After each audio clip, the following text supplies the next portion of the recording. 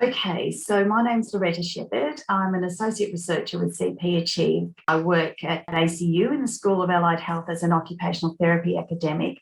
So I guess my typical week with CP Achieve is attending the odd meeting and participating in some research projects, mostly ones that are led and organised with Christine Inns. So as an occupational therapy academic, I spend a lot of my week either developing curriculum, planning research. I'm the deputy head there, so there's a good deal of administration as well. I'm also involved in as the National Professional Practice Lead for Occupational Therapy, so that means I've got one eye on professional practice as well too.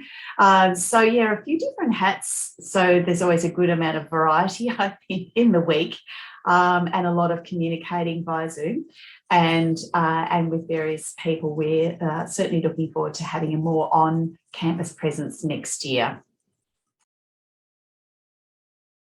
So I've been an OT for a very long time. I graduated in the 80s, and I guess as many OTs, I've had the opportunity to work in a variety of different areas, but I'm very strongly connected to community occupational therapy and participation in community for a range of people. Worked a long time with adolescents and young adults with disability. I guess that led me to really start thinking about some of the important constructs that occur around that time and what things and people and environment in our community influence the development of self-determination in young adults with disability. I think that sort of sets up that notion of expectation and of acknowledgement of being able to shape your own life. And I guess one of the things that really struck me when I was doing that research and working with those young adults around then were the enablers and barriers to self-determination are very often situated with other people. So they can be the greatest enablers, but they can also be the greatest barriers. And how we understand that better sort of led to, just a continued interest in that area that's really not gone away for probably 20 years now.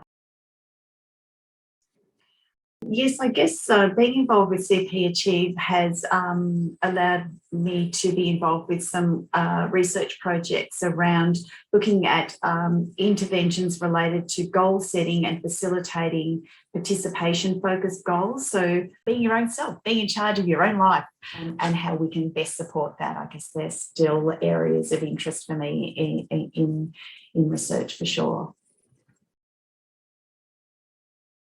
That was a good question. I enjoyed sort of thinking about that. And I think it's because you meet a lot of different and interesting people. There's a great diversity in the CP Achieve team, and there's a strong connection to the lived experience of disability and the role of researchers to be able to connect deeply to that so that we really stop thinking about what's important to us as researchers and really open our ears to be able to listen to what's important to people with disabilities and their families. And it's that sort of strong link with that and keeping us connected back to that I find really enjoyable to work in the CP Achieve team.